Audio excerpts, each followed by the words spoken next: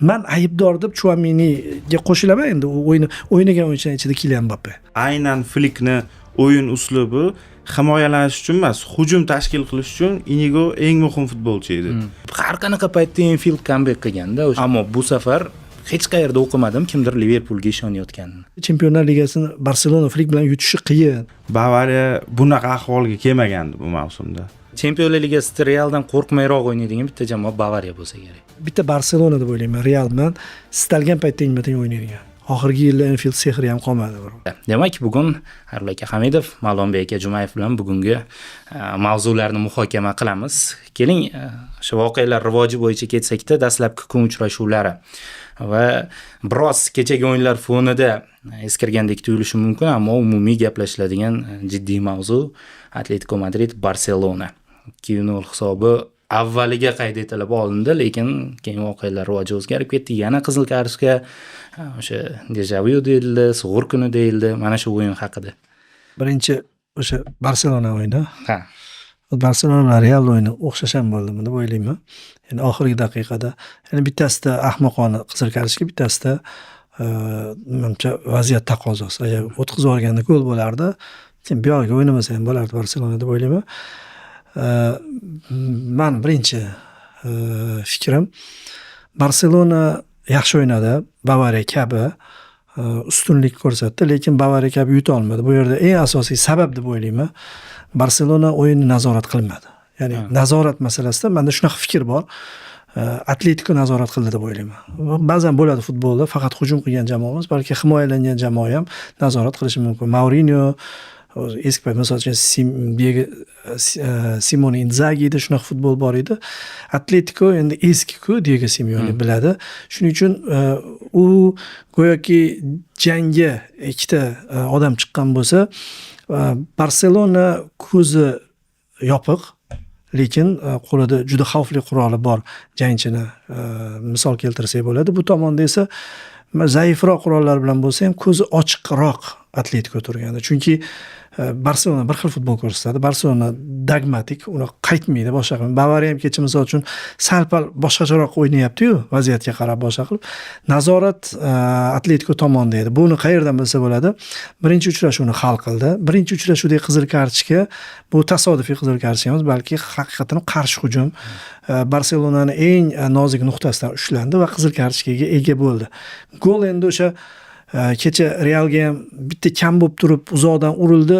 Biz sharhda ham aytdik, bu bitta o'yinchining kamligi hisobidan emas, balki bitta o'yinchi bo'lsa ham urardi. Keyin o'ylab qoldim, bitta o'yinchi bo'lsa unaqa chiqmasligi mumkin edi. Ya'ni o'zi hali jamoadagi ishonch bo'ladi va narigi tomondagi ishonchsizlik bo'ldi.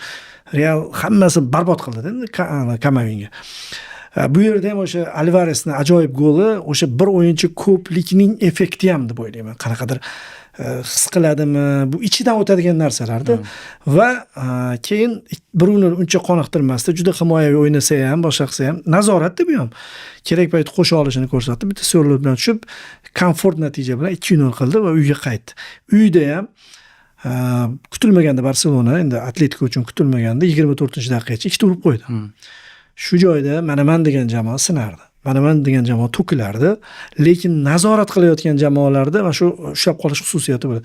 Saldan keyin gol urdi baribir. Birinchi chiqishida gol urdi va o'shani xuddi 4-0 da amalga oshirgan hujumlari kabi amalga oshirdi. O'sha o'yin tomonidan saviyali, ya'ni vaziyatni qadriga yetib turib amalga oshirdi va hisobni qisqartirgandan keyin men o'ylab qoldim, Atletico istalgan paytda qo'sha oladi, Atletico istalgan paytda hujumga chiqa oladi va o'yinning oxirida vaziyat baribir Barselona charchab qolganini bilgandan keyin nazorat yaqqol ko'zga tashlandi va qizil kartochka ham hujumlarni oqibati bo'ldi deb o'ylayman. Ko'p hujumlar tashkil etildi va yana shunaqa qilib ushlashdi. Yangi tushgan futbolchi Atletico zo'r o'ynayotdi. Yaxshi o'ynayotganda vaziyatlar bildida, hozir Barselonaga berib qo'yadigan bo'lsa, ayniqsa markazni yoki nazoratni Barsa uradi endi. Avtobus bilan Atleticoning tutumini farqi bor-da. Avtobus ilojsiz, masalan, Xetafe bo'lsa ilojsiz turadi. Lekin Atletico hammasini hisobga olib turgan edi. Hammasi baribir haligi ko'z yopilgan odam bilan turganda-da, juda yaqinlashib kelganda sal qochishni ham eplardi. Ko'z ochiqligi uchun bu endi g'alati o'xshatish bo'lishi mumkin. Barselona muxlislarini xafa qilgan o'xshash, lekin boshqa misol topa olmadim. Shuning uchun menga bu natija g'ayritabiiy tuyulmadi. Ya'ni birinchi uchrashuvdan keyin misol uchun Barselona imkoniyati ko'p degan bo'lsak ham, Barsa comeback qiladi deb o'zimiz ham aytgan bo'lsak ham, bu nimadan aytildi? Atletiko shu nazoratni berib qo'yadimi deb o'yladim. Chunki 3-0 da berib qo'ygandi. Hali 4-0, 3-0, chunki 4-0 ko'pdi, ko'p urvordi. Keragidan ko'p urvordi. Shuning uchun balki, lekin 3-0 dan keyin esingizda bo'lsa, bitta Syorlotlarda vaziyat bo'ldi. Deylik 4-0 qilganda Barselona Syorlot urardi. Men shunaqa deb o'ylayman Atletikoni. Shuning uchun menga bu uchrashuv ko'proq o'yin nazoratini Simeone qo'liga olgani bilan esda qoldi. Balkim sizda boshqa fikrlar. O'zi Ma'lumbek aka, mana 2-0 dan keyin menda shunaqa taassurot bo'ldiki, xuddi Flikda 24-daqiqaga kelib bu hisobni yuzaga keltirish rejasi yo'qdek. Bir reja yo'qdek. Chunki o'yinni o'zgartirmadi-da, keyin ham 2-0 dan keyin sal xotirjam bo'lsa bo'lardi. Yana o'sha hujumga bordi. Biladi, Atletikoning asosiy quroli bu yerda qarshi hujum edi. Va Atletiko bunga tayyorligini ko'rsatdi. Aslida birinchi masala Flikni nemisligi, maksimalistligi. Bu aytayotganimiz sababi yuqori liniya emas. La Ligadagi bir o'yinda to'liq tarkib tushirdi. Pedrini ham 90 minut o'ynatdi. Bu kerakmidi, kerak emasmidi? Endi o'zini u rejalariga bog'liq narsa. Atletiko bo'lsa ikkinchi tarkib emas, hattoki 3-tarkib bilan o'ynadi. Nevaralar o'sha o'yinda. Julio Diaslar, uchinchi men misol uchun ikkita chap qanot himoyachisi bo'lsa jamoada 3-chap qanot himoyachisi tushdi-da. Shu sababdan ham o'yinni ikkinchi taymni o'rtalariga kelib Barselona charchashni boshladi allaqachon. Shu tomondan sal qiynaldi. Ya'ni fizik taraflama kuchi yetmadi Atletikoga. Shu o'yin boshlanganda tushundim bitta narsani. Flik rejasi o'sha 25 daqiqa uchun to'g'ri edi. Menimcha keyin ham Flik tushungan bu narsani. 25 daqiqa ichida vaziyatlarni ko'proq yaratib 3 ta gol urib olsak bo'ldi. Keyin yog'ini bir amallab yutamiz degan reja bo'lsa kerak o'zida. Chunki fizik imkoniyatlari yetmas jamoani. Ikkinchi sabab Frenkini yetishmasligi. Men Xayrullo aka aytib o'tdilar hozir, tempni boshqara olmadi Barselona. To'g'ri hujum qildi, ko'proq to'p nazoratiga ega bo'ldi, lekin u Atletikoni bilamiz-ku, komfort zonasi Simeone uchun. Shu sababdan ham mana Frenkini o'sha Pedri qiynaldi-da. Pedri ham o'zi aslida 100% sport formasida emas hozir. Shu Pedri bilan Frenki juftligi u yoqda ham hujumlarni rang-barang bo'lish uchun Rafinha bo'lmagani sabab bo'ldi.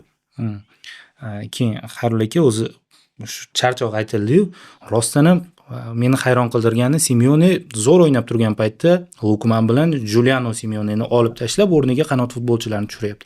Ya'ni sezgandek, Barselonaning kuchi qayergacha yetadi, qayerda raqib charchab qoladi. O'zi Atletikoda ham o'zi muammolar ko'p edi o'yindan oldin.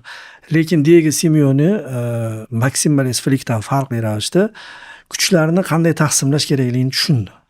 Chunki juda zarur. Atletiko baribir ko'p frontda kurash olib boradigan jamoa emas o'zi.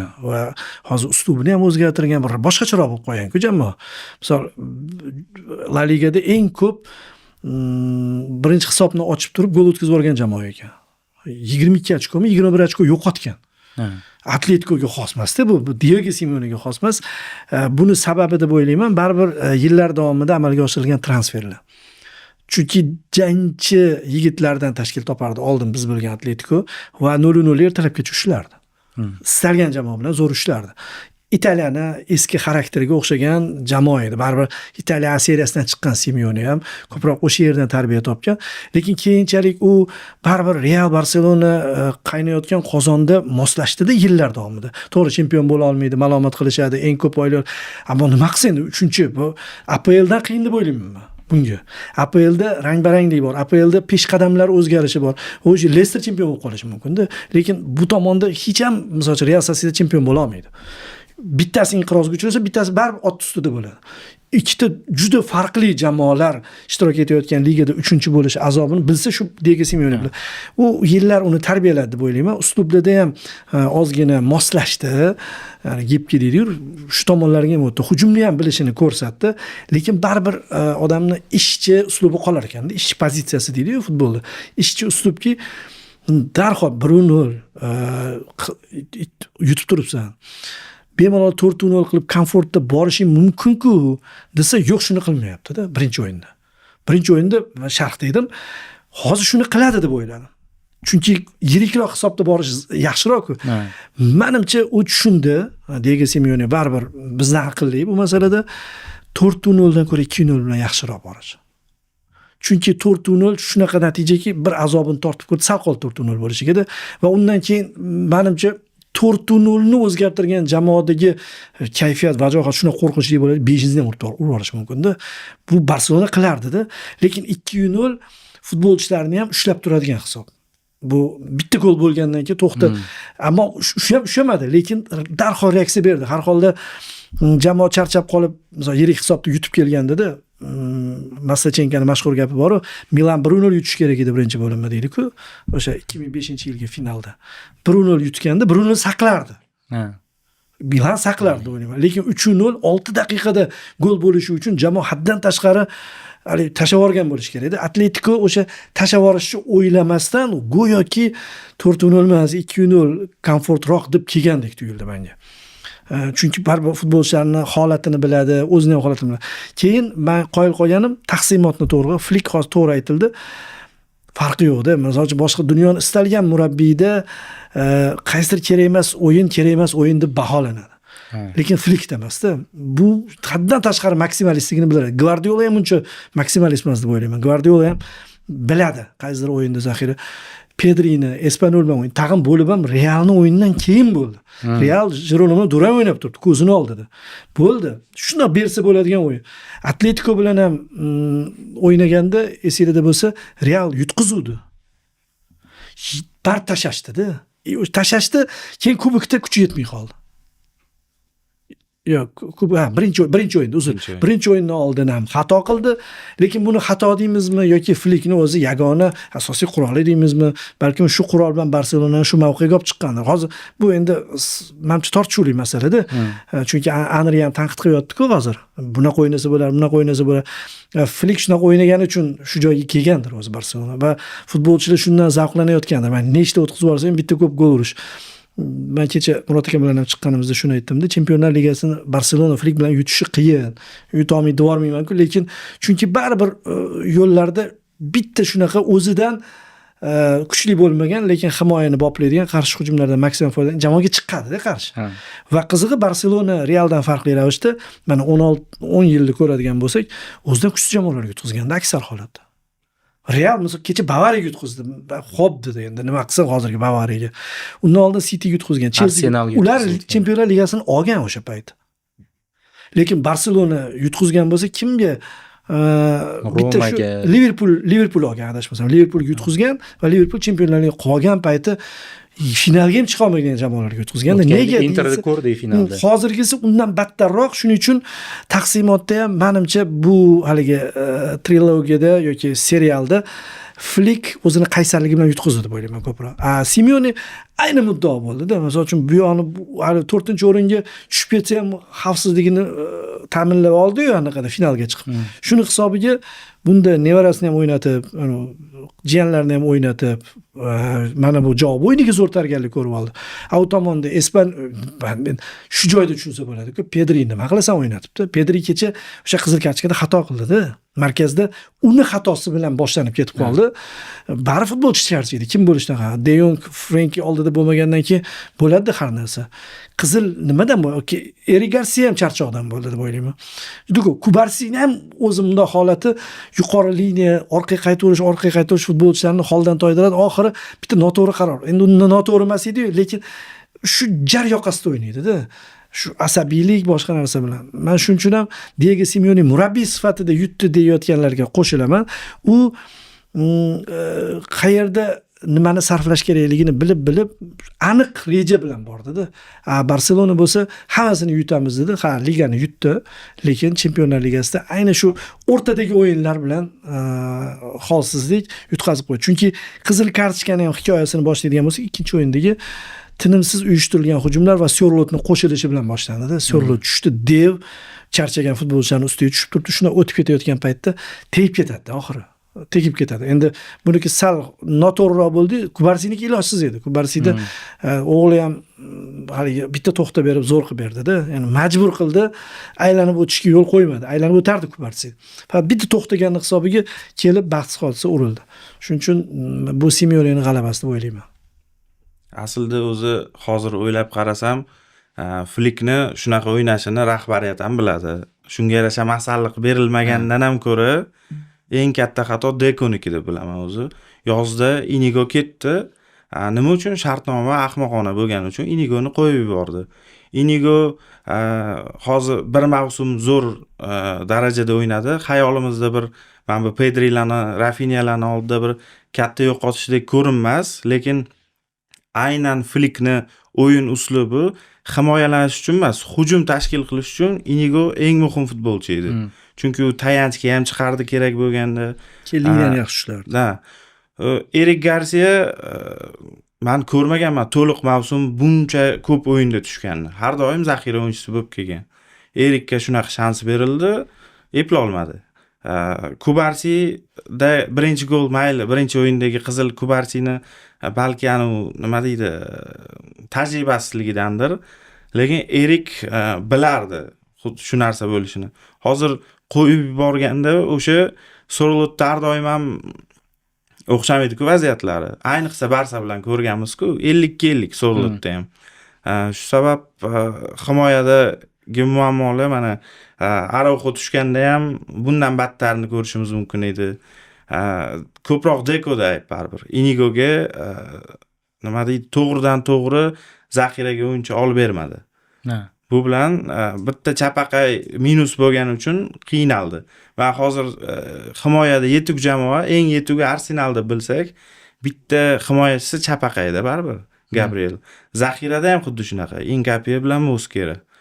Shu sabab Barselonada hozir o'ylab chiqsam yo'q ekan bunaqasi. Himoya baribir asosiy sabab. Qizig'i narigi jamoada Atleticoda ham himoyada juda ko'p kamchiliklar bor. Langleni deb Ferran yulduz bo'lib ketishiga sal qoldi. Aslida u Ferranni bir mahoratidan urilgan gol emas edi. Yamal o'zi tayyorlab berdi oxirigacha. Langle ofsayd chizig'ini ushlashda xato qildi. Birinchi golda Langle ikkala golda ham Langleni pozitsiya tanlashi, kameraga tushmagan bo'lsa ham, yo Yamalga to'pni ham Langle oldirdi. Ha. Ya'ni boshida birinchi oldirdi, keyin Ferran qaytardi, Yamal urib ketdi, ular dovdirab qoldi Langle. Dovdiradi. Endi bar u asosiy Chempionlar Ligasi darajasidagi futbolchi emas-da o'zi. Va Xetafe bilan o'rniga o'ynab beradi. Misol Rashford boshida shu markaz sektorda ancha tortishuv bo'lganda-da. Ikkinchi zaxiradan tushishga yaxshi-ku deyilganda, men aytdimki, ikkinchi bo'lib tushgan, lekin o'sha paytda hatto aytilgan Rafinha intensiv futbolchi. Rafinha ko'p ehtimol bar mavsumda jarohat oladi va muhim pallada jarohat olsa-chi, o'sha payt u birinchi raqamda o'ynaydi. Hozir Rashford emas, baribir. Masalan, Luis Diaslar olinish kerak edi. Ya'ni transfer masalasi davom etadigan bo'lsa-da, endi hujumchini gapirmasa bo'ladi. Mendan sal yosh Lewandowski o'ynab turibdi va men qatori noaniq o'ynaydigan Ferran o'ynab turibdi-da. Shuning uchun ham Lamin Yamalni holatini hamma klub ham aytdi-yu. Men PSJga o'tib ketsa ajablanmayman dedi. Bu sheriklari mos emas dedi. Shuncha imkoniyat, shuncha vaziyat Olise bilan solishtirilganda shu aytildi-yu. Olisening oldida Harry Kane o'ynab turibdi. Nari tomonda Luis Dias, orqada ko'p Gnabrylar. Bavariya qanaqa holatda yetib keldi baribir. Misol uchun Real nisbatan to'liqroq keldi-yu, lekin Bavariya Musiala zaxiradan tushib turibdi-da Davis bilan. Albatta yutib ketadi, bunday o'ylab qarasa. Shunga qo'shilaman, transferda Deko ko'proq boy berdi, lekin biladi, Flik ham biladi. Flik ham o'zi boshida işte bo'ladi-yu, misol uchun ishsiz yuradi odam, hayotda ham ko'p ko'riladi, bir ishga rozi bo'lib keladi. Keyingi muammolarga ham ko'z yumadi odam. Flik misol uchun hech qachon matbuot anjumanlarida gapirganini ko'rmaganman, lekin Xavi gapirardi. Xavi gapirishini asosiy sababi Messi ketgandan keyin kelishini, u kelishib olgan va transferlar haqida gap bo'lganda. Xavi Deco bilan bar sansirashib gaplashadigan odam. Ispan. Uni talablari, uni kelishi boshqa bo'lgan va istiqbolli bo'lib kelgan-ku. Flik baribir bitta uslub bilan ishlaganligi uchun ham Bavariyadan keyin yoki Germaniya terma jamoasidan keyin ish topa olmadi-da. Bilinib turibdi, hamma biladi. bunga o'sha masalliq berilmasa to'yoshi qilib bera olmaydi. To'yoshini masallig'i bo'lishi kerak edi, qozoni katta bo'lishi kerak, hamma narsasi to'g'ri bo'lishi kerak. Shirin chiqishi. Barselonada maksimal foydalandi. Shu Perlovkadan ham osh pishiryapti. Lekin oxirigacha bo'lmaydi. Oxirigacha muammolar aprelda qalqib chiqaveradi. Hozir aytilgan Inigo Martinesga qo'shilaman, juda katta yo'qotish edi. Keyin haligi ahmoqona kelishuv bo'lganda, o'zi kelishgan, o'zini foydasiga hal qilib turib pul ham olmaganda Barselona. Endi bu masalada Barselona to'g'ri dunyoga dostonu, Messini sotmagan jamoada bo'ldi. Masalan, Real Ronaldoni olgan narxida sotgan-ku. Undan ham qimmatroq. Inflyatsiya bilan baribir menimcha qimmatroq olgan hisoblanadi, lekin 9 yil ishlatib tarixdagi eng zo'r futbolchi bo'lgan futbolchini pullab olish uchun hali Marg'ilonli aka Oliverga sotgan bilan baravarda. O'zi ikkala kunda ham bitta vodiylikda biladi. O'zi ikkala kunda ham bitta uzoq gaplashsa bo'ladigan va bitta qisqa to'xtalib o'tsa bo'ladigan o'yin. Endi nahotki Liverpool Paris Saint-Germain shunaqa o'yin bo'lib qoldi. Ya'ni Liverpool har qanaqa paytda Enfield comeback qilganda o'sha asosiy tarkibi yo'q bo'lib Barselonaga qarshi Firmino yoki Salahsiz comebackni ko'rganmiz. Origilar urib ketgan. Ammo bu safar hech qayerda o'qimadim kimdir Liverpoolga ishonayotganini, kimdir Enfieldga ishonayotganini va buning sabablari endi ma'lum. Slotda tushish davri, Liverpoolda tushish davri, Salah, Van Dijk ishongan futbolchilarda, lekin shu darajada katta farq bormidi? Endi birinchi o'yinda hal bo'lganda hamma narsa 3 ta markaziy himoyachi, ya'ni 5 ta himoyachi bilan o'ynaganda meni qoyil qoldirgan narsa nimaga Isak tushdi bu o'yinda? Isak hali tayyormi? Isak hali jarohatdan qanaqa qaytib oldi? Shu holatda ham Salahdan yaxshiroqmi, ustunroqmi? Pressing xohlab, pressing ham to'g'ri pressing ham qilmadi-da amallar. Yana meni qoyil qoldirgan narsa, yomon ma'noda qoyil qoldirdi. Hayron qoldirdi. Soboslay chaproqda o'ynadi. Sezinglarmi shuni? Nimaga o'zini ishchi pozitsiyasidan olib turib, mayli hamma joyda o'ynab ketar bu Soboslay, Valverde, Kimmich shunaqa futbolchilar. Lekin tayyor turgan joyi bor edi-ku, o'sha tomonda o'ynatsa bo'lardi. O'ng tomon bo'shlig'i yuzaga keldi. Aynan o'sha Xvicha, Mendes yoradigan qanot. Yaxshi baxtiga Mendes to'liq o'ynamadi, vaqtliroq chiqib ketdi. Endi hozir Liverpoolning muammolari biz endi ijtimoiy tarmoq ko'ramiz, kuzatamiz, muxlislarni emotsiyalariga qiziqamiz-da. Shundan kelib chiqib qaradim, hamma joyda eski tarkib, 2019-yilgi tarkib, klub erasi, o'sha paytdagi Firminoni Isak bilan ikki-chekkaga almashtirmayman degan ma'nodagi narsalar. Agar slot ketkizilib bir yana Alonso keladimi, boshqasi keladimi, vaqt beriladigan murabbiy kelmasa, MUni kuni tushib qolishi mumkin. Chunki o'sha eng yaxshi davrlarni hammadan ham ko'p eslaydigan klubga aylanib boryapti muxlislari. Oldinga qadam tashlash kerak-ku baribir. Shu sababdan bilmadim, hozir Ekitike ham jarohat oldi. Bu degani shuncha qimmat transferlardan keyin hali Chempionlar Ligasi aniq emas.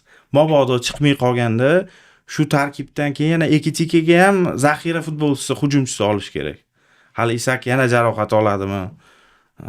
Ahvol Salah ketadi. Og'irroq. Endi akademiyasi bilan hech qachon maqtanib yurgan emas. Bitta chiqib qoladi, o'sha Trent chiqib qoladi, Gerrard chiqib qoladi, lekin doimiy, hatto hozir Manchester City'da emasda akademiyasi Liverpool. Chelsea'da yordam beradi. Chelsea'da emas. Chelsea'da ko'p. Chelsea'da o'zi asosiy tarkib o'yinchilar akademiya bo'lib yotibdi. Keyin bu yerda sport direktorlarining ham xatosi bor, juda katta xatosi. Barselonada olib bermayotgan bo'lsa, bular olib berib dabdala qilishdi. Ya'ni Liverpool chempion bo'ldi. U yaxshimi, yomonmi, Slot chempion qildi. To'g'ri, faqat Slot faktori o'ynamadi u yerda, lekin klubni bazasi bilan chempion bo'ldi degan gapga men qo'shilmayman. O'yini boshqa edi birinchidan. Butunlay klub qo'yadigan futbol bilan Slotni. Endi u yerda hamma narsa mozaika bir-biriga mos tushib qoldi. Hani Muhammad Salah ham spotlaydigan payti bo'ldi. Ya'ni Salahda ichki g'alayon bor. Liverpoolni mana shunaqa Liverpool bo'lishida klubdan ko'ra meni hissam ko'proq degan narsa turadi. oxiri qoldi-yu baribir. Mana misol Messi Barselonada atrofida qurilgan, misol Xavi Iniesta'dan ming maqtaganimizda Messi boshqacha ajralib chiqadi. U ham shunaqa edi, uchlik ichida. Kimdir Firmino qulog'idan tortib zo'rligini aytsa ham, to'pdan o'tib ketishini ham yoki mana bular baribir Salahning atrofida qurilgan futbolchilar edi-da, lekin buni Klopp qilgandi. Biz bilamizki, agar futbolchi undan oldin qaysidir jamoada yorqin o'ynagan bo'lsa ekan, u futbolchining hissasi bu. Lekin baribir klubda bo'ldi-da u. Nechta jamoada o'ynab keldi. Messini bilmaymiz. Messi o'sha akademiyadan chiqqan, o'sha yerda o'sha falsafa bilan bo'ldi ketgan, to'g'rimi? Salahda mana shu narsa rol o'ynadi va aynan Slotmi, boshqasimi kim kelsa ham shu mavsumni zo'r o'ynab berardi deb o'ylayman. Bir mavsum. Unda motivatsiya kuchli edi. Isbotligi narsalar bor edi va hamma Salahda bor edi oxirida. Va shuning uchun ham Slotni hissasini kamroq deb o'ylaymiz ko'pincha Salah. Lekin Salahniki ham ko'p. Lekin ikkinchi mavsum keldi. Ikkinchi mavsumga hamma narsa teskarida. Hujum chizig'ida birorta sherik qolmadi unga. Sabaslay boshqa chiziqda o'ynab yuribdi. Trent muhim futbolchi ketdi. O'rniga Trent Simon futbolchi kelmadi. Frimpong butunlay boshqacha. Mana hali Ronaldo kelgan paytda tanqid qilingan-ku, Ten Hagga ham Ronaldoni olib kelasan yoki Ten Hag ketqiz Ronaldoni olib kel, shunga mos murabbiy olib kel, shunga qursin jamoani yoki Ten Hag bor joyga Ronaldoni olib kelma. Buni bilardi. Qafasga ikkalasini qamab qo'yib tomosha qilganda edi. Ronaldo yeb ketadi uni, misol uchun shaxsiyati bilan. Oxir oqibat hamma yutqizdi. Manchester ham yutqizdi, Ten Hag ham yutqizdi, hatto Cristiano ham yutqizdi. Chunki o'shandan keyin Yevropaning birorta jamoasiga ketmasa, Saudiyaga ketdi-da. Mana shunaqa narsani bular komfort bilan, ya'ni pul sarflab turib, Slotni maksimal muammoga tiqishdi. Chunki Slot shaxsiyat emas, hali men chempion qilgan bo'lsa ham, ular ham menimcha ichida o'ylab o'tiribdi, sport direktorlarining qilgan ishi yillardan. Chunki klubda ham bir o'zgarish bo'ldi-ku. Yana bir obnovleniya bo'lib oldi-ku. O'sha holatga baribir o'zlarini hissalari bor deb hisoblaydi-da orqada turgan odamlar. Biz qilganmiz degan narsa Slotning shaxsiyatini yuzaga chiqarmadi va Slotdan menimcha juda ko'p narsalarni so'ramasdan turib, Virtsni olib kelishdi. Keyin Frimpong, hali 3 ta himoyachi bilan ko'proq yaxshiroq o'ynaydigan futbolchi va oldindagi futbolchi bittasi endi qazo qilib qoldi. Keyin Darwin noto'g'ri tep tursa ham baribir shu falsafa bilan sekin-sekin o'ynab ketadigan futbolchi edi. Yana eng muhim futbolchilardan bitta Luis Diaz yo'q ketdi. Bo'lki Bavariyada nima uchun kelganini kecha ko'rsatdi. O'zi umuman yil davomida 2 yildan beri ko'rsa, hamma narsani maksimal pul sarflab turib bular muammoga murabbiyni qilishdi.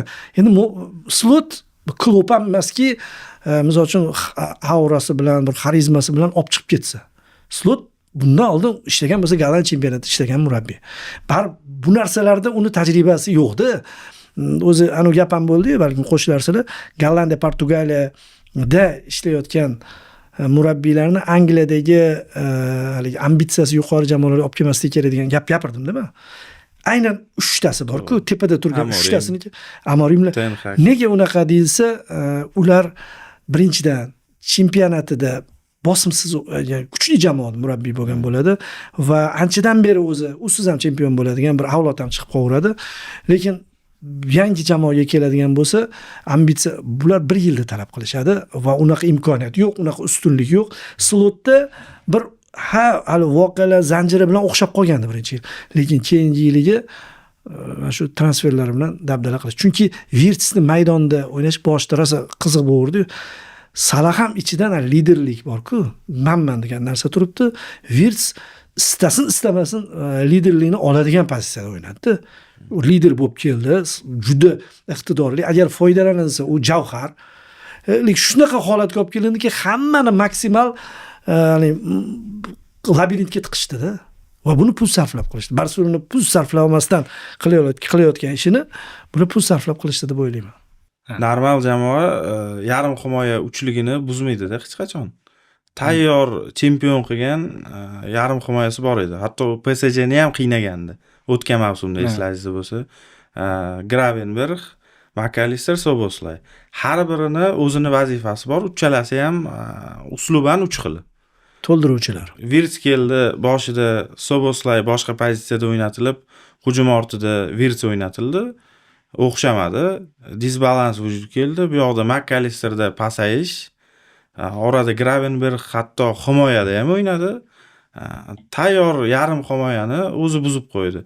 Men bu Klopp davrida Kloppni o'tgan mavsumdagi slotga eng katta tashab ketgan narsasi bor.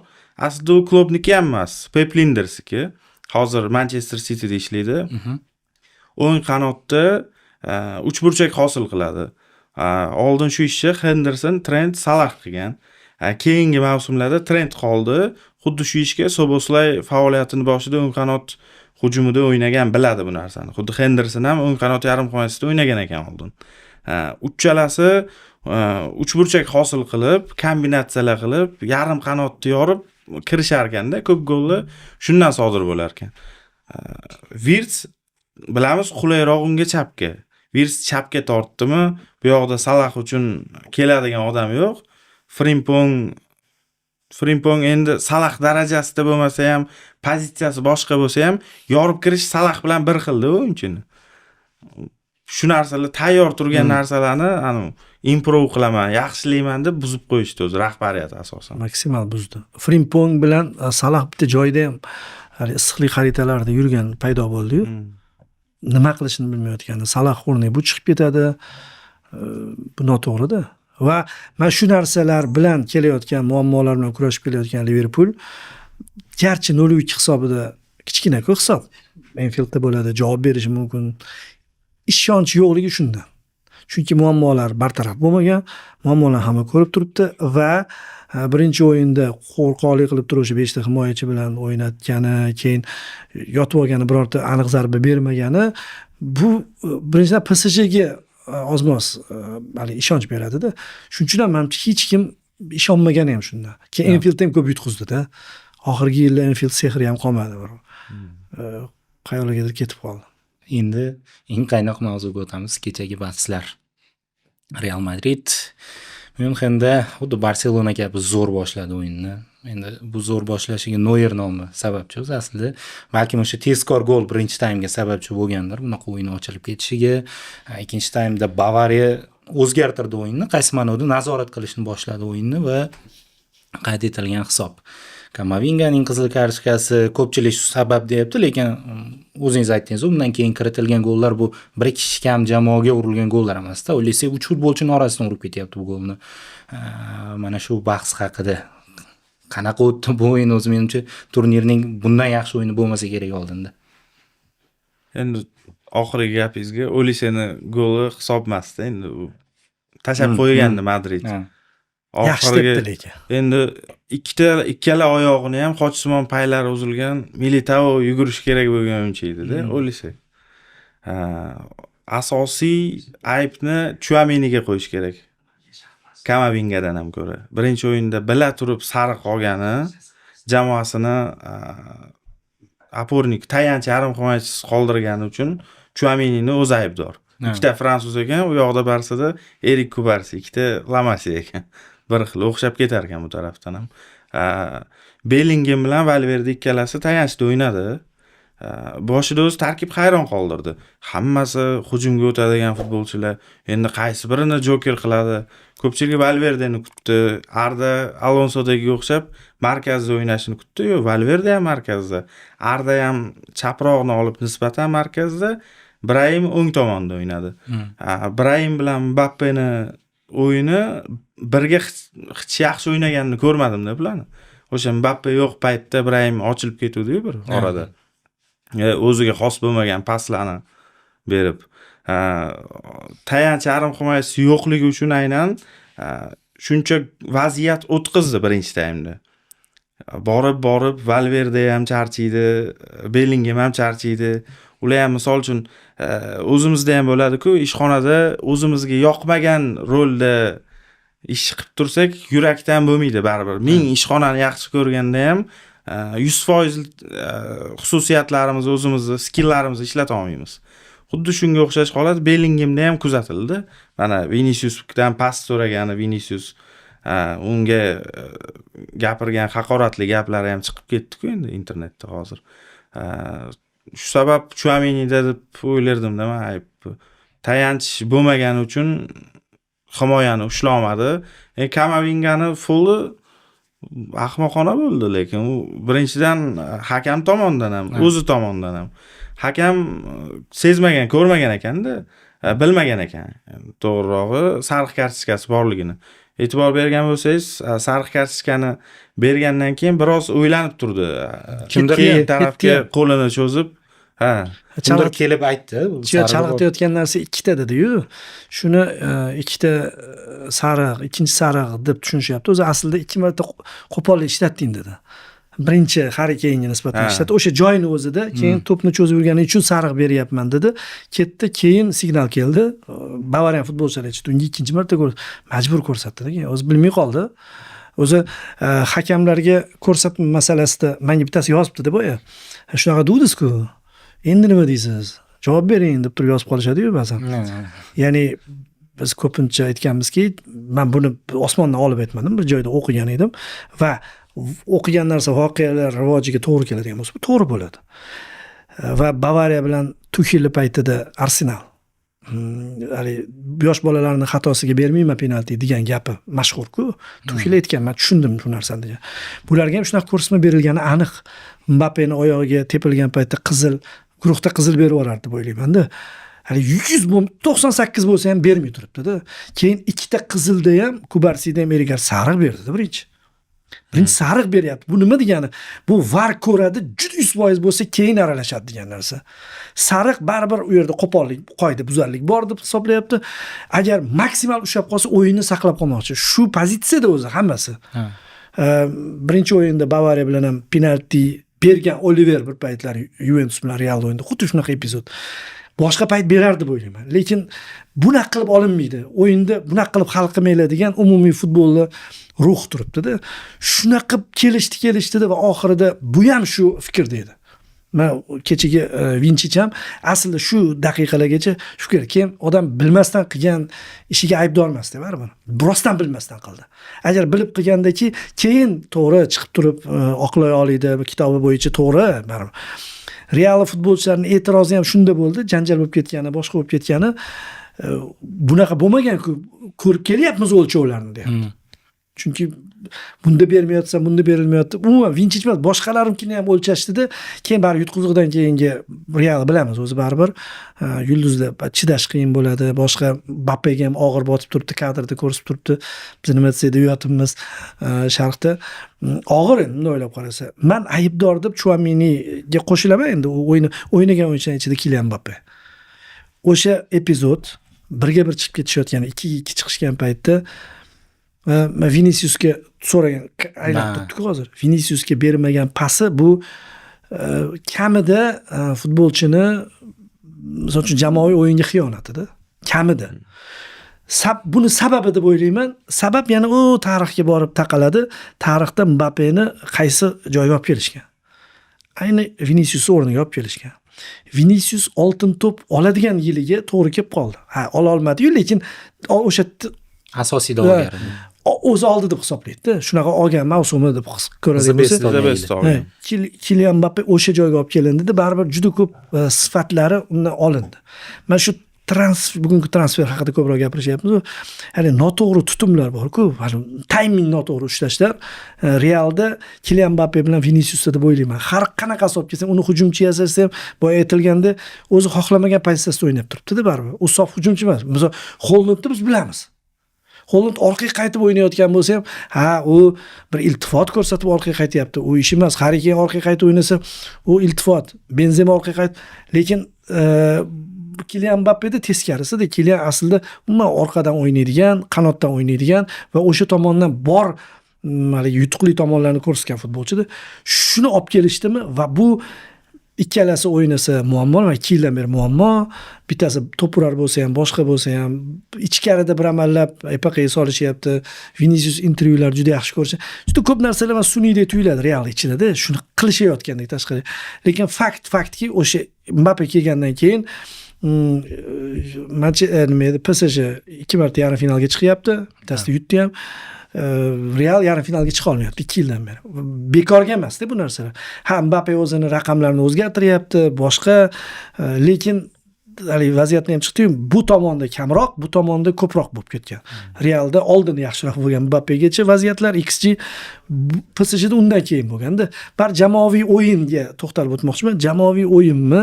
Mayli, ikkalangni haligi komfortsiz holatga olib kelib qo'yishdi, lekin kelishib ketsa bo'ladi-yu. Masalan, Vinicius qildida, undan oldin shuna yo'l-yo'lakka al deydi degan joyda shuna yo'liga tashab berdi, ideal pas qilib berdi. Shu qarzi hurmati ham bor-ku. Qaytarib qo'y o'shani. Xuddi shunaqa vaziyat edi, nima uchun bermayapti degan narsa shunga taqaladi deb o'ylayman. Balki ikkilangandir, hali o'rta turgan kim edi, himoyachi, u to'g'ri pozitsiya olganda, lekin men qayta ko'rib chiqdim, 2 martalab berish kerak bo'lgan ekanda. Birinchisida ham bersa bo'lardi, Vinicius shunaqa o'rtadan Mbappe-ku xohlagancha bera oladigan futbolchi-yu, oyoqlar orasidan ham bersa bo'ladigan holat bo'lgan. Misol bersa-yu, oyoq orasidan o'tmay qolsa, to'p futbolchiga tegib qaytib kelsa, birov ayblamaydi. Lekin u eng noto'g'ri ishni qildi-da. Va bu lider sifatida senga ishonib turilibdi, butun o'yin senga qurilyapti. O'sha Ronaldo mavzusi yana chiqadi. Butun Ronaldoni ba'zi ayblaydiganlar aytadi-yu, butun o'yin senga qurilgandan keyin olib chiqishing kerak edi deydi. Yuventusga borganda. Hamma jarima zarbasini tepyapsan, olib chiqishing kerak edi. Bu qanchalik to'g'ri noto'g'rilik emas gap, lekin shunaqa qarash yashaydi-da baribir. Mbappedan bu narsa bor, Mbappega qurilyapti. Mbappeni asosan o'sha hududga olib chiqish, Rashford uchun qildi-ku, Rashford ura olmadi. Mana keyingi o'yinda zaxiradan tushdi baribir. Qila olmadi shu ishni. Kirdi, haligi bitta ko'zi yo'q qo'yga o'xshab turib, to'g'ri tepadi, bir g'alati harakatlar qildi. Sen uchun hamma narsa qilib beryaptimi? Sen bundan foydali jihatlarni olib chiqib ketdi. Shuni qilmagan futbolchilar menimcha ko'proq aybdor deb o'ylayman. Chunki Realning jami mana bu sabri, o'yini, shu daqiqalargacha kelishi shu Mbappeni 2-3 ta qochishga qurilgan edi.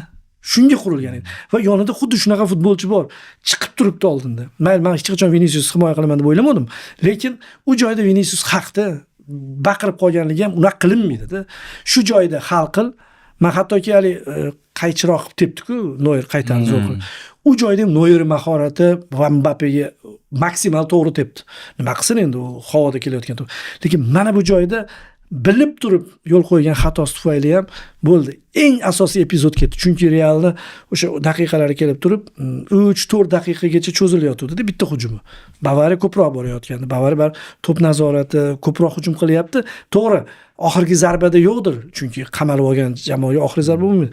Mbappega ishonilgandan keyin ishonilgan futbolchi bunaqa joyda bunaqa xato qilmasligi kerak edi. Va yutqiziqda uni ayblayotganlar tomonidan Vinicius ancha vaqt o'ziga kela olmadi o'zi shu pasdan keyin. Qolgan futbolchilarga boshqa bo'lmadi-da. Butun o'yin davomida ikkita bo'ldi. Bittasida Vinicius berdi, Viniciusda qayerroq edi qaytaga. Ichidan buni qilib bu boshqacha pas qilib berdi. Eng to'g'ri paytda pas berdi. Yo'l-yo'lakka shunday tashab berdi. Chaynab berdi. Lekin buniki chaynash emas edi. Bo'ldi, qoldirib bo'ldi. Bu yo'ni Vinicius menimcha gol urardi. Chunki o'rtadan ketib turuvdi. Tashab qo'yardi. Vinicius bu joyda xato qilmasdi deb o'ylayman. O'zi ko'p o'yinlarda yutqizgan tomondan qarayapmiz. Bavariya tomonidan qaraydigan bo'lsak-chi, bu bahsda chunki boshlanishi og'ir bo'ldi-da. Gullerning gollari 2-1 lekin kompaniyaga qoyil, bu yog'iga bunaqa Bavariyani o'zi Bundesligani ko'p kuzatmayman. O'sha tegishli programmalardan ko'rib turamiz o'sha hisob o'yin qanaqa borganini. Lekin Chempionlar Ligasida, Bundesligani ayrim o'yinlarda kuzatganman-ku, shundan kelib chiqib aytaman, Bavariya bunaqa ahvolga kelmagandi bu mavsumda. Aynan kompaniyaning Bavariyasi bunaqa ahvolga kelmagandi. Chunki mana Pavlovichlar ham, Kimmixlar ham ishonch bilan ko'proq bir 20-30 metr yugurib borardi-da. Bunaqa narsalarni ko'rmadik, ayniqsa birinchi taymda. Ustunlik baribir nisbatan Realda bo'ldi. To'g'ri, Bavariya bordi, ko'proq pas bilan o'ynadi-yu, lekin o'sha Xayrul aka ham aytdilar, hozir o'sha Mbappe urish kerak bo'lgan vaziyatlar nimaga Vinicius jahl chiqdi? Bu o'zi Real fishkasi. Real har doim mana shunaqa kichik vaziyatlardan bitta-ikkita vaziyat qilib urib o'yin yutib ketgan jamoa. Endi Mbappe keldi, hadeb unga vaziyat yaratursa, bu ham uvol qursa, tag'in ham City bilan o'yinda Mbappesiz yaxshiroq o'ynab yutib chiqib ketgan bo'lsa, Demak, ayb hozir Mbappega qaratiladi baribir har qanaqasiga. Baribir yana Bavariyadan Realga o'tib ketdik. Hozir 17 nomer degan kanal bor. O'sha zo'r yozdi Upamecano haqida. Upamecano oddiy o'yinlarda dunyoning eng zo'r himoyachisi bo'ladi. Katta o'yinlardagi pravallari uchun har doim tanqid qilinardi. Lekin kuzatsa haqiqatan ham shunaqa bo'lgan. Lekin men bu aynan shu o'yinda Upamecano ancha yaxshi o'ynadi. O'zi xato qilsa ham yugurib borib to'g'rilab, oddiy o'yin deganda. Haqiqiy zamonaviy himoyachi. Keyin Bavariyani yutganini to'g'ri deb bilsak ham bo'ladi o'zi. Mana o'zi 4 tala jamoa chiqdi-ku, endi Atletico sal boshqacharoq. Uchalasida eng to'g'ri hozir Yevropada eng mukammal jamoalar desa ham bo'ladi-da. Mana Real, City, Barselonalar bir otib qoladi ulardan zo'r bo'lib, bir tushish davri bo'ladi. Bularda hammasi plavna deydi-ku, silliq kechyapti hammasi. Bavariyani ham, Arsenalni ham, PSGni ham eng katta yutug'i asosiy tarkibi aniq. Realda ham, Barselonada ham, Cityda ham bu narsa aniq emas. Misol uchun Barselonaga qaytsak yana asosiy tarkibini o'zimizcha tuzamiz desak, hamma sog' paytda himoyaga kimni qo'yamiz? Kubarsini sherik. Erikmi o'ylanib qoladi-da odam. Flikda ham xuddi shunaqa. Aniq bir asosiy belgilangan tarkib yo'q. Bu yoqda bor bilan Upamecano o'ynab beradi. Kerak paytda Ito bilan kim tushadi markazda? PSGda ham shunaqa, Arsenalda ham shunaqa. Realda Rudiger bilan Militao'ni kim sog' bo'lsa o'sha tushadi. Rudiger bilan Militao'ni oxirgi marta birga 90 minut o'ynaganini eslamadim men, to'g'risi. O'shanda Real chempion bo'lgan bo'lsa kerak. Shunaqa bo'lsa kerak.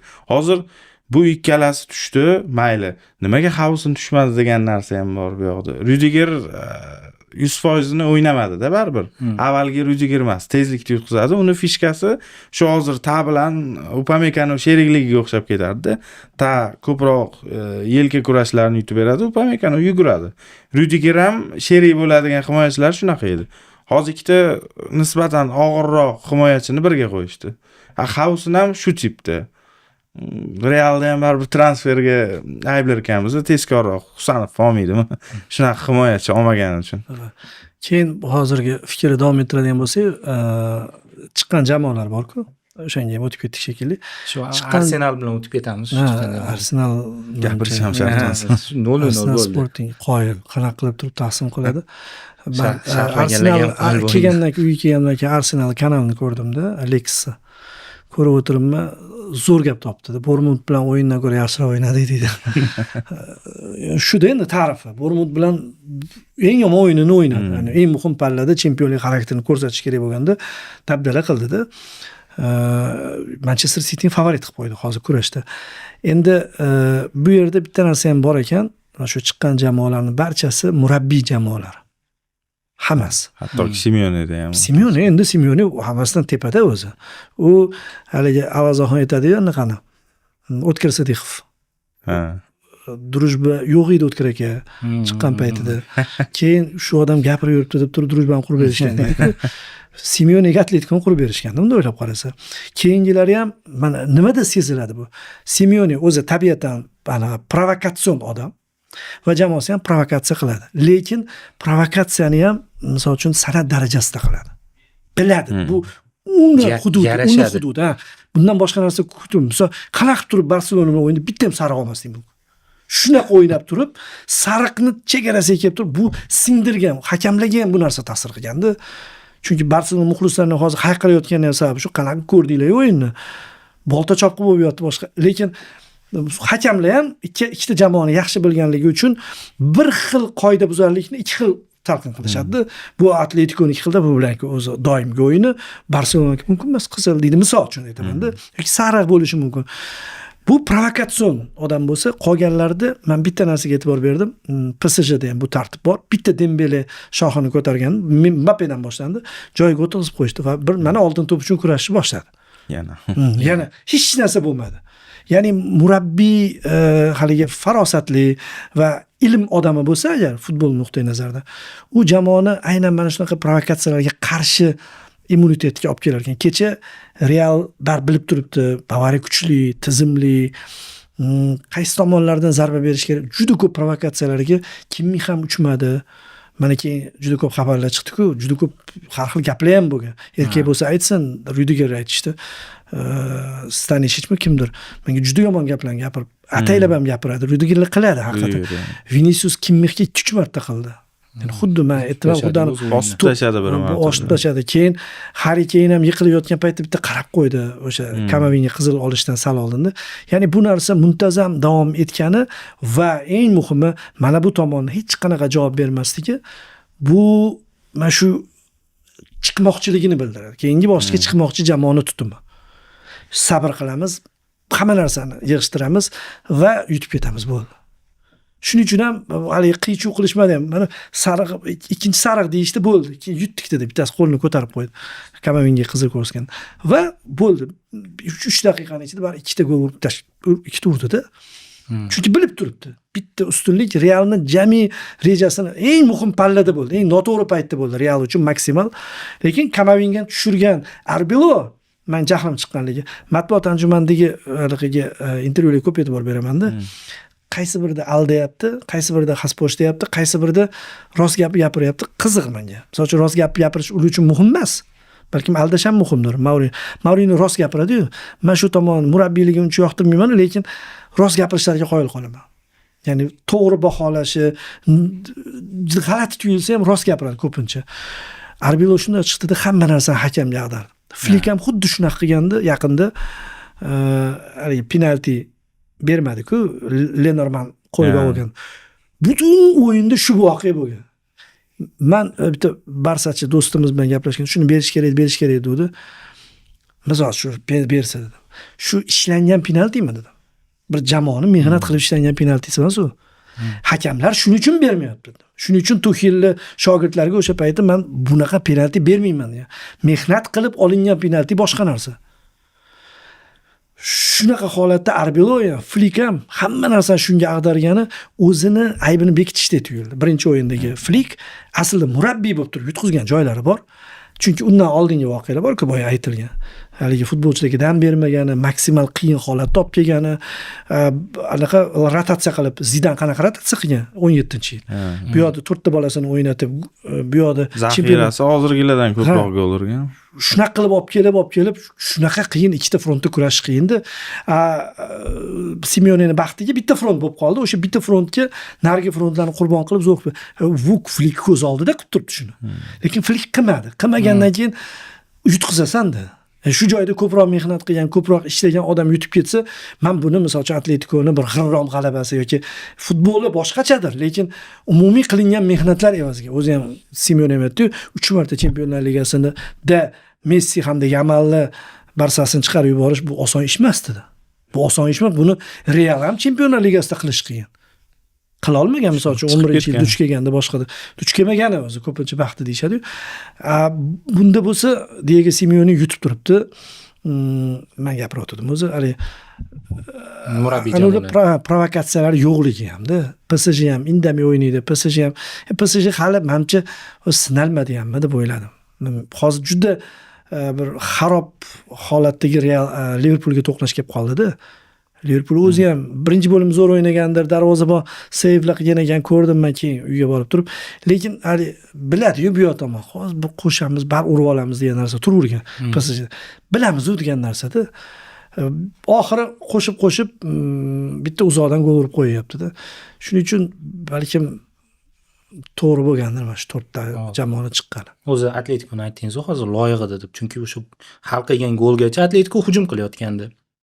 Kecha ham bejizga bo'lmadi. Qizil baribir Real asab o'ynaydi-da u.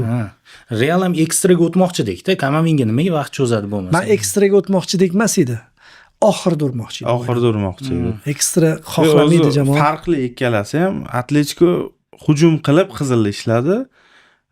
Real o'zi hujumda, ya'ni Bavariyani yarim maydonida qizil oldi-da. Qizilgacha Arbeloni jahli chiqqani ham endi u tabiiy qizilgacha yutib turgandi u.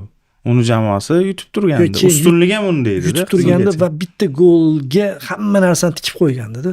O'sha gol men bo'lardi deb o'ylayman. Sekin yaralishni boshlaganda trend paslar.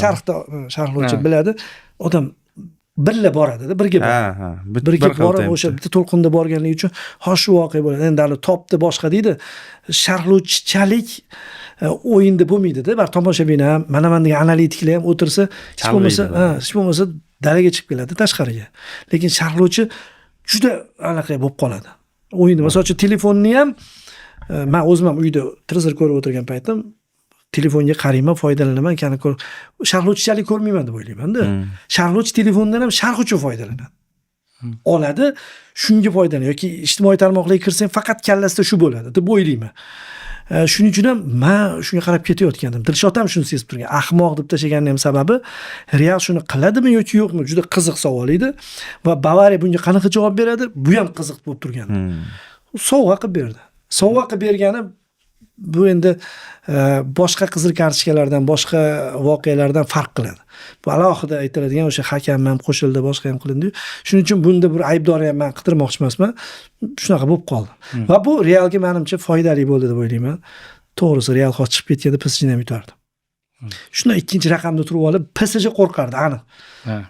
Safoni, Chevali turibdi. Chiqardida, Atletico Naryodan chiqib qolsa, harakat bosib bo'ldi, Atletico shuna kubokka beradi. O'yinni oldin kubokka beradi. O'zi 2 marta shunaqa qilgan-ku. 16-14-yilda. Chempionlar Ligasida Realdan qo'rqmayroq o'ynaydigan bitta jamoa Bavariya bo'lsa kerak. Yoki Barselona.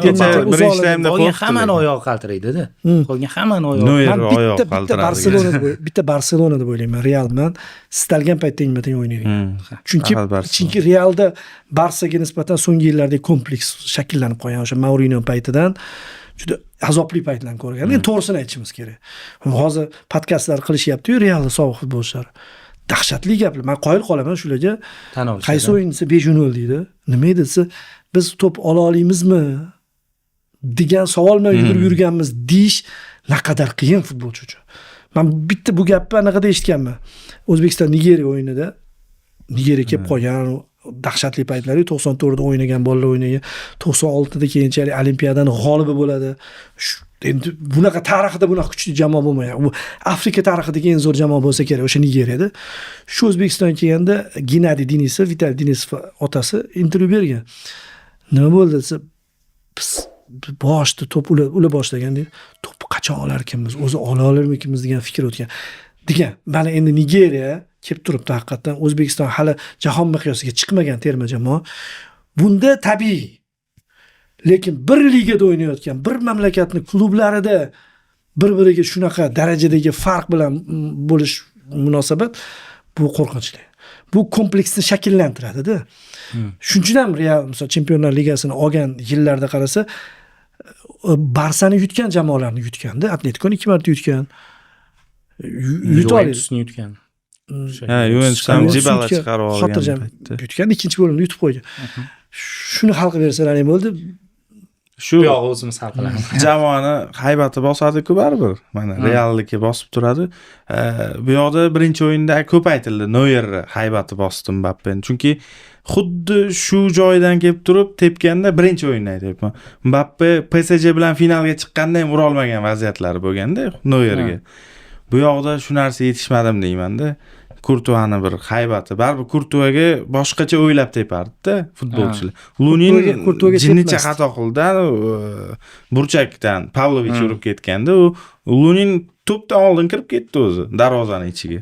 G'alati bo'ldi. Kurtuaga tepishmasdi ham. Kurtuaga tepish. O'zi bir ikkita vaziyatlar bo'ldi ikkinchi taymda. Harry Kane ham, Luis Diaz ham birinchi taym oxirida ham bo'libdi. Cho'zib yurdi. Nimagadir ochilgan paytda tepmadi-da. Endi Kurtua bo'lsa, u yoqgacha ham bormas ekan qo'rqqandan. Luninga shunaqa qilgan bo'lsa. Lunin finalga chop chiqqan yili bor-ku. Ha. Borussiya bilan o'ynayotgan. Kepa yordam berib. Ha, Borussiya bilan o'yinni men sharhda aytdim-da, esimda final sharhlaganda. Emre Can tepmoqchi bo'ldi-da, bunda qaragan. Ha. Qarab Kurtua. Chunki undan oldin Lunin uzoqdan ko'p o'tkazib olgan o'shanda ham. City umuman kechaga Neuerdagi gol urgan. Bo'lgan uzoqdan bar ura olamiz degan fikr bo'ladi. Neuerligini ko'rib turib tepmadi. Shart ham aytdim. Neuer bo'lgan, Neuer dedim. Kurtua bo'lganligi uchun ham tepmadi. Qo'l uzun, boshqa ura olmayman dedi, hujumga aylantirib yubordi. Bu tuyg'u o'tadi. Ataylab tepurishda oxiri ikkita gol urdi-da. Bittasi ayniqsa Luis Diaz goli. Kurtuva qaytaradigan. Darvoza o'shanda ham kirish mumkin edi Kurtuva bo'lgan payt. Endi hozir faqat Kurtuvaga ag'darish noto'g'ridir, muxlislar bizani tomosha qilayotgan, lekin Kurtuva faktori Realni Chempionlar Ligasi olib yurgan yillar juda muhimda. Finalda 9 ta seyv qilgan darvozabonni Liverpool bilan. O'yin haligacha klub hayron bo'ladi. Qanaqa qilib olmaganman. Xo'p, endi yarim finallar haqida qisqa favoriti bormi bu yarim finallarni? Atletico Arsenal kim favorit va nima uchun? Eng qiyini bo'lsa kerak. 180 daqiqa himoyaviy o'yin ko'radiganga o'xshaymiz. Guruhda o'ynagana bular.